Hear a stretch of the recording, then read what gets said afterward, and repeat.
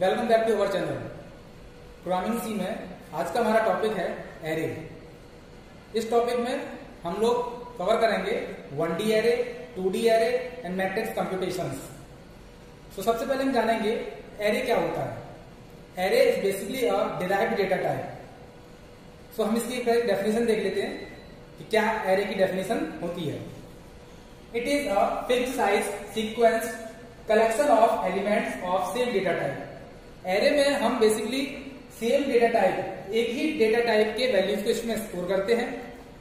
Sequence collection का मतलब होता है कॉन्टिग्युअस मेमोरी, कॉन्टिग्युअस मेमोरी एलोकेशन। हम जो मेमोरी में अपनी वैल्यू को स्टोर करते हैं तो वो हमारी सेम डेटा टाइप की होगी, और जिस तरीके से हम वैल्यू को स्टोर करेंगे मेमोरी में वो होगा sequence collection. Sequence collection means contiguous memory, यानी कि हम अगर अपनी वैल्यू को मेमोरी किसी लोकेशन पे सेव कर रहे हैं या स्टोर कर रहे हैं तो हम ये नहीं है कि हम स्टोर करते जा रहे हैं और बीच में हमने जगह छोड़ दी, उसके बाद हमने स्टोर करना शुरू कर दिया।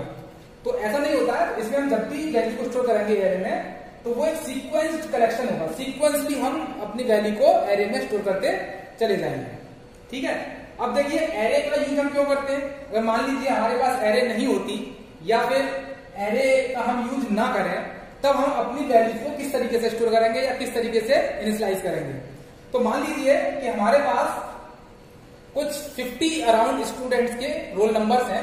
अब उन्हें हमें डिक्लेयर और इनिशियलाइज करना है। तो हम क्या करते हैं generally, student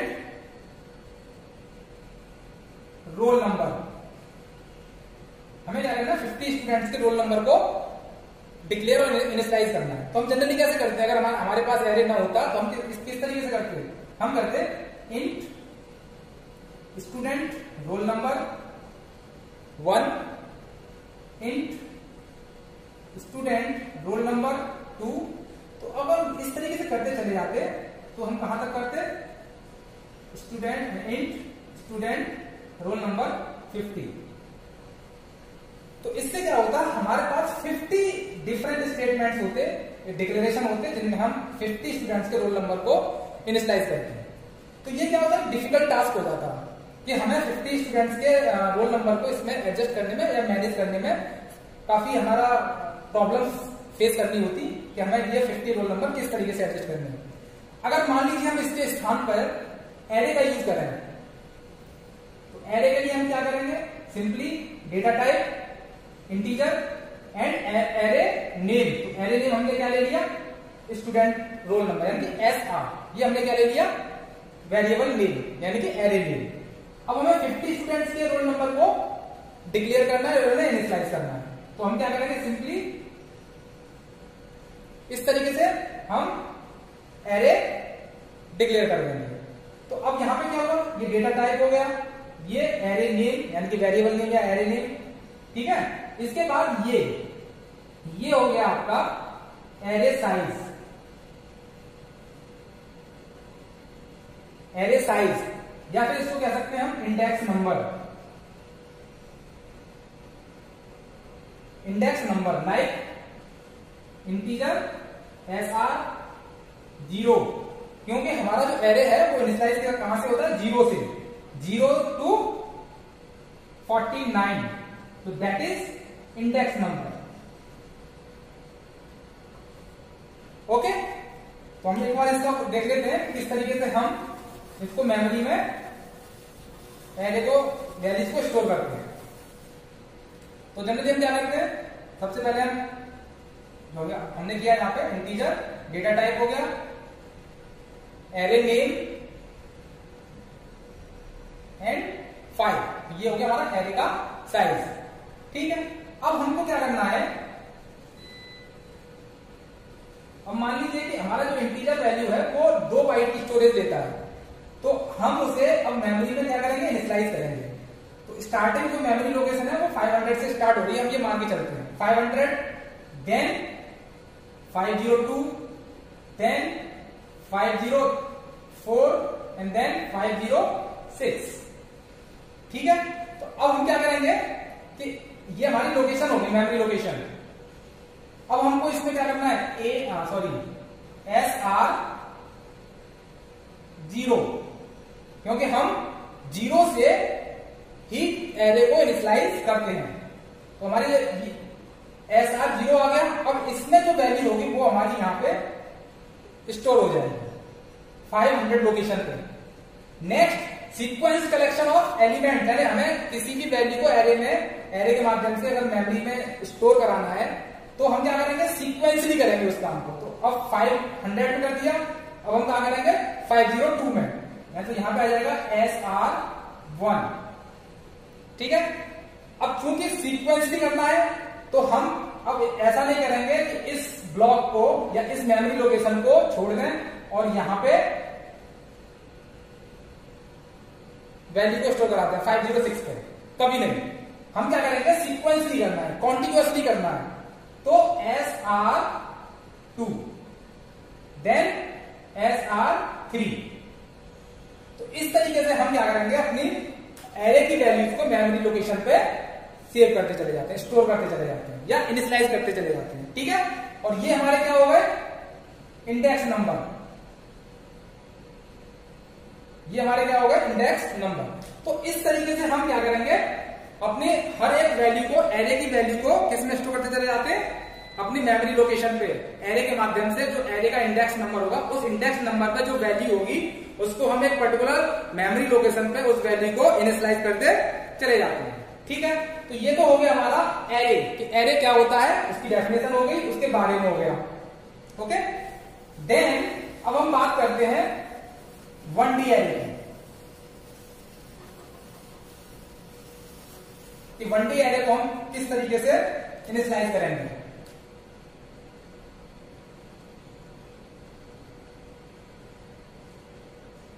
one D array, तो सबसे पहले हम ये देखते हैं 1D एरे क्या होता है, किस तरीके से हम इसको डिक्लेयर करते हैं, किस तरीके से हम इसको इनिशियलाइज करते हैं।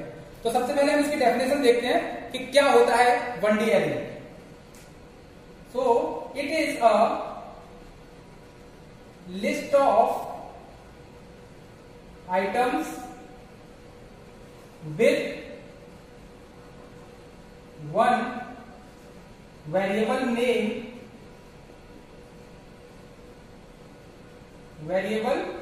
name using only one subscript.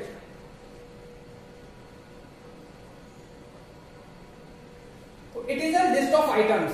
हम 1D एरे में जो लिस्ट ऑफ आइटम्स लेंगे उसमें हम जो भी वैल्यू स्टोर कराएंगे केवल एक ही वेरिएबल नेम होगा और एक ही सबस्क्रिप्ट होगा। अब इसका क्या मतलब है, एक ही सबस्क्रिप्ट होगा। तो देखिए एग्जांपल इंटीजर। अब क्योंकि one variable name means array name, तो हमने लिया SR then 5। So that is the data type variable name यानी कि array name, and this is subscript, single subscript.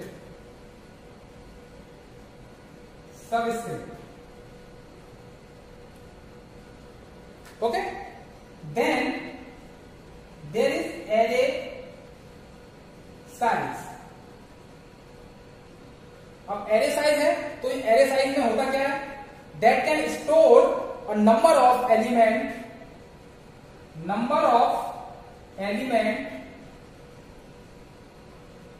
that we can store the values in this array. तो array का size क्या लिया हमने 5, एरे का size 5। So there is a 1D array using one variable name या array name, that is the SR is the variable name और array name that can store array size elements, that can store 5 integer value. तो array size के हिसाब से ही हम अपने number of element को स्टोर कर सकते हैं कि जो हमारा एरे का साइज होगा उतने ही नंबर ऑफ एलिमेंट उसमें स्टोर कर पाएंगे। ठीक है। तो ये तो हो गया हमारा कि 1D एरे क्या होती है। अब इसका हम देखते हैं डिक्लेरेशन हम किस तरीके से करते हैं।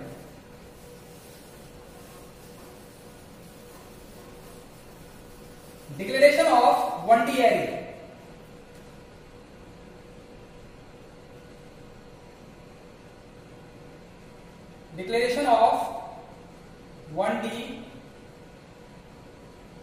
एरे। अब देखिए हमको डिक्लेरेशन करना है, तो इसकी जो जनरल फॉर्म होती है एरे को डिफाइन करने के लिए, तो देखिए सबसे पहले डेटा टाइप कि किस तरीके की हम वैल्यू को एरे के माध्यम से स्टोर करना चाहते हैं। तो सबसे पहले हम डिक्लेयर करेंगे कि कौन सा हम डेटा टाइप लेना चाह रहे हैं। तो सबसे पहले डेटा टाइप हो गया, देन एरे नेम। अब हमें एक वेरिएबल नेम लेना है जो कि एरे की तरह वर्क करेगा, तो उसको हम कहेंगे एरे नेम। देन यहां पे हम क्या लिखेंगे, array size.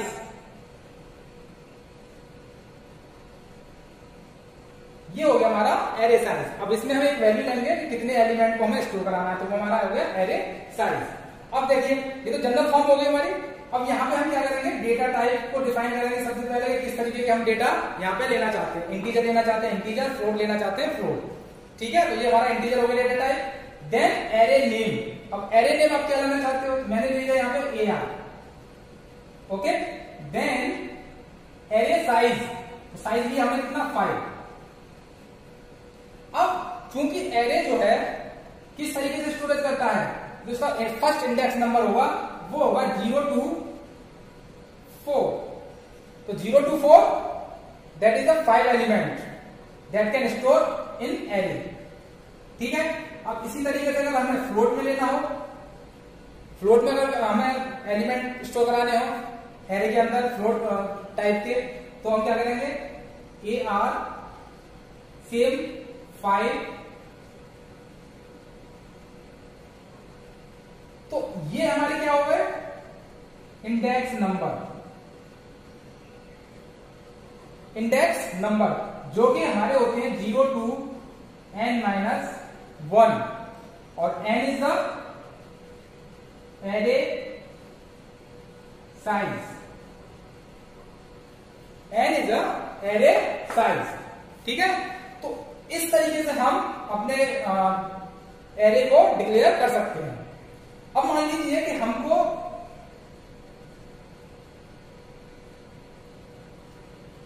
Character value store करानी है अपने एरे में, तो हमने क्या किया, हमने पहले कैरेक्टर टाइप का वेरिएबल दिया, वेरिएबल डिक्लेयर किया, साइज डिक्लेयर किया।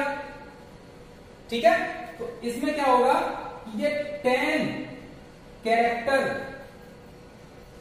ही स्टोर करेगा, 10 कैरेक्टर स्टोर इन एरे। अब किस तरीके से करेगा, तो वो देख लेते हैं। तो हम यहां पे क्या करेंगे, एक हम वेरिएबल ले लेते हैं नेम, कि हमको क्या इसमें स्टोर कराना है। ठीक है, तो देखिए चूंकि अब इस एरे का जो साइज है वो कितना है 10, तो हम क्या करेंगे 10 ब्लॉक बना देंगे, 1 2 3 4 5 6 7 8 9 और ये 10। ठीक है, तो देखिए अब यहां पे क्या है, एरे का नाम AR10। तो हमने क्या किया, AR0 AR1, ऐसे ही AR लगाते रहेंगे, 2 3 4 5 6 7 8 और 9।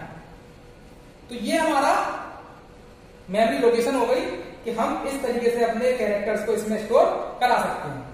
तो अब हम क्या करेंगे कि हमने एक वर्ड ले लिया, वेल डन।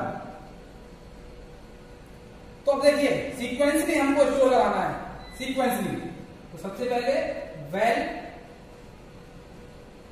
अब देखिए इनके ये दो वर्ड है अलग अलग, इनके बीच में जो स्पेस है, स्पेस भी यहां इस मेमोरी लोकेशन में उसी फॉर्मेट में स्टोर होगा जिस फॉर्मेट में हमारा वो वर्ड है। तो हमने सबसे पहले वेल लिया, फिर स्पेस, ठीक है, देन डन।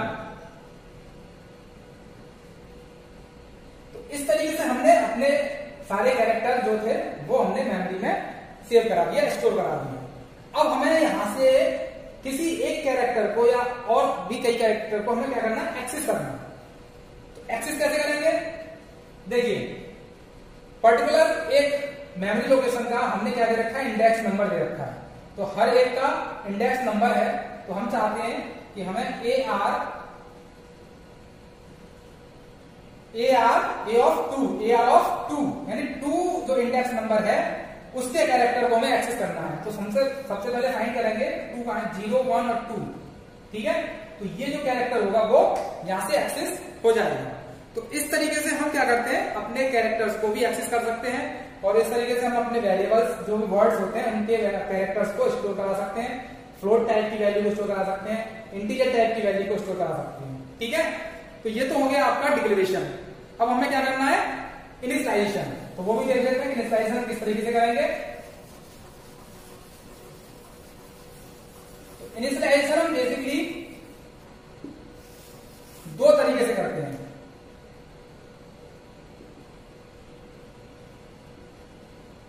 इनिशियलाइजेशन हम बेसिकली 2 तरीके से करते हैं। पहला होगा हमारा कंपाइल टाइम, ठीक है। दूसरा रन टाइम। तो सबसे पहले हम बात करेंगे कंपाइल टाइम की। कंपाइल टाइम पे हम वैल्यू को कैसे इसमें इनिशियलाइज करते हैं। सबसे पहले वही data type, then array name, then size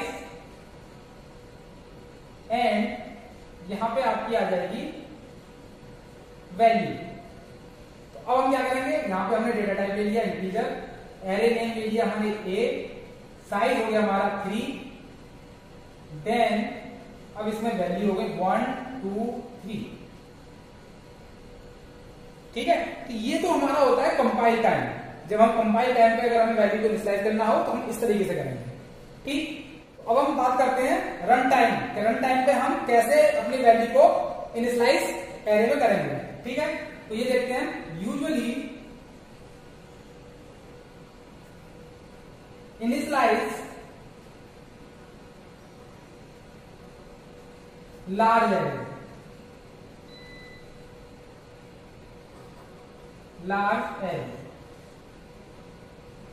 ठीक है। Usually for initialize large array, okay. तो अब देखो इसको किस तरीके से हम सॉल्व करेंगे या किस तरीके से हम एरे में वैल्यू को स्टोर कराएंगे।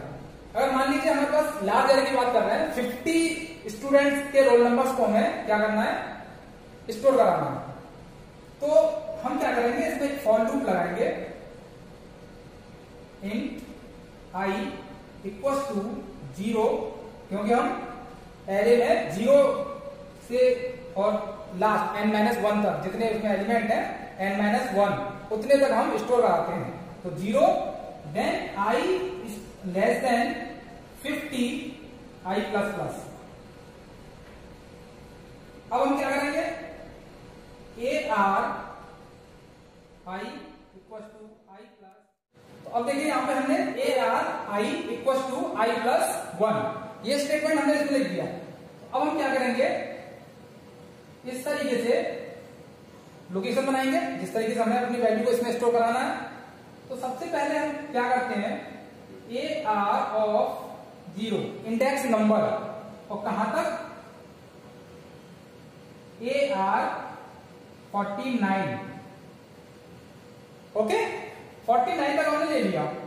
अब लूप चलेगा, क्योंकि अब हमें क्या करना है कि A R integer A R 50 एक डेटा टाइप हमें डिक्लेयर करना पड़ेगा। यहाँ पे कौन सा हम वेरिएबल ले रहे हैं, क्योंकि हमने जो यहाँ पे ये वेरिएबल लिया है तो इसका एक हमें वेरिएबल डिक्लेयर करना पड़ेगा, करना पड़ेगा। तो हमें 50 स्टूडेंट का हमें लेना है। तो अब हम क्या करेंगे कि हमारा लूप चलेगा एक बार। तो अभी फिलहाल आई की वैल्यू क्या है, ए आर 0, आई की वैल्यू क्या है 0 प्लस 1। तो ए आर ऑफ 0 पे वैल्यू क्या आ जाएगी हमारी 1। इसी प्रकार अब नेक्स्ट टाइम लूप चलेगा। अब ए आर ब्रैकेट में आई यानी कि अगली बार लूप चलेगा तो इसकी वैल्यू हो जाएगी 1। अब आई की वैल्यू 1 प्लस 1, तो कितना होगा यहाँ पे 2, यानी कि ए और ऑफ 1 इस पे आ जाएगा 2। तो इसी तरीके से हम अपनी सारी वैल्यूज को 49 तक इसमें फिल कर देंगे, 0 to 49, that is index number. Index number, इन इंडेक्स नंबर पे हम अपनी वैल्यू को स्टोर कराते चले जाएंगे, usually for initialize large array. अब देखिए, ये तो हमारा हो गया डिक्लेरेशन, इनिशियलाइजेशन, कि हमें किस तरीके से इसको करना है। अब हम एक प्रोग्राम के माध्यम से ये देखेंगे कि हम किस तरीके से 1D एरे के माध्यम से एरे डिक्लेयर करते हैं, वैल्यू को इनिशियलाइज करते हैं। चलिए एक प्रोग्राम बना लेते हैं, to find an average of 10 numbers. 10 numbers को हम स्टोर करें और उसका एवरेज फाइंड करें। तो जनरली हम क्या करते हैं कि हम सबसे पहले ये देखेंगे कि हमें इनमें किन किन वेरिएबल की आवश्यकता पड़ेगी। तो वो देख लेते हैं, इंक्लूड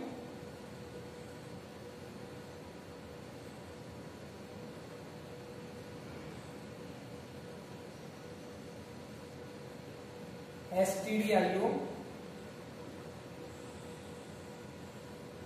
void mean।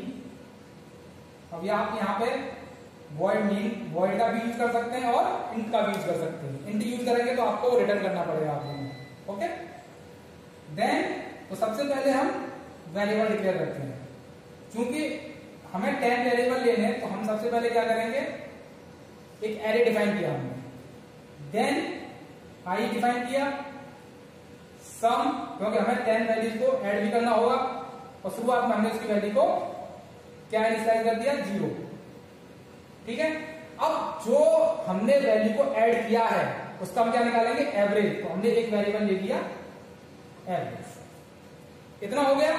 देन हम क्या लगाएंगे, अब फॉर लूप। 10 वैल्यूज हैं, हम क्या करेंगे, less than 10 i plus plus. तो यहां पे हम printf enter numbers scanf %d ampersand AR, यहां पे हो गया I। Then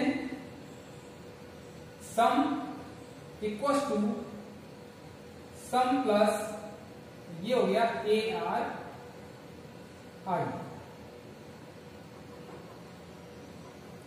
okay. ये हमने यहां पे क्लोज कर दिया फॉर लूप। देन अब हमने जो 10 वैल्यूज इसमें एंटर कराई थी, वो 10 वैल्यूज हमने इस तरीके से ऐड कर दी। वो सारी वैल्यू ऐड होकर कहां आ गई, सम वेरिएबल में। अब हम क्या करेंगे, इसको ऊपर से थोड़ा बिगाड़ देते हैं। अब हम क्या करेंगे, इसका क्या निकालना है, एवरेज। तो simply average equals to sum upon 10। और हमने इनका क्या कर लिया, जो हमने एडिशन किया था उसमें 10 से डिवाइड कर दिया, तो हमारा एवरेज आ जाएगा। अब हमें जो एवरेज आया है उसको भी प्रिंट कराना है। एवरेज इज, और यहां पे एवरेज, जिस वेरिएबल में हमने वैल्यू को लिया, देन कर्ली ब्रैकेट्स बंद। तो ये था आपका एरे, किस तरीके से आपको डिक्लेयर करना है, किस तरीके से उसे इनिशियलाइज करना है, और एक प्रोग्राम के माध्यम से हमने आपको बताया कि किस तरीके से आपको एरे का प्रोग्राम बनाना है और किस तरीके से इसका हमें एवरेज निकालना है। जनरली हमने क्या पूछा था इसमें अभी, कि 10 वैल्यूज का हमें क्या निकालना है, एवरेज निकालना है। अगर मान लीजिए किसी एग्जाम में वो पूछता है कि हमें n नंबर्स का एवरेज निकालना है, तो लॉजिक आपका यही लगेगा, बस आपको एक स्टेटमेंट और लिखना पड़ेगा उसमें कि हम कितनी वैल्यूज को लेके उसका एवरेज निकालेंगे। तो सिंपल प्रिंटफ स्कैनर करके आप उतना नंबर ले लेंगे, जैसे हमने यहाँ पे पहले से 10 नंबर ले रखा है, वहां पे हम क्या ले लेंगे, प्रिंटफ स्कैनर कीबोर्ड से उसे प्रिंट करा लेंगे कितने नंबर का आपको एवरेज लेना है। तो बहुत आसान प्रोग्राम है, कोई समस्या नहीं है, बस आप थोड़ा लॉजिक पे ध्यान देंगे तो आपका ये एरे का प्रोग्राम आपका बन जाएगा थ्रू 1D एरे के माध्यम से। तो आई होप आपको यह समझ में आ गया होगा। अगर आपको कोई भी पॉइंट इसमें समझ में ना आया हो तो आप हमें कमेंट बॉक्स के माध्यम से पूछ सकते हैं।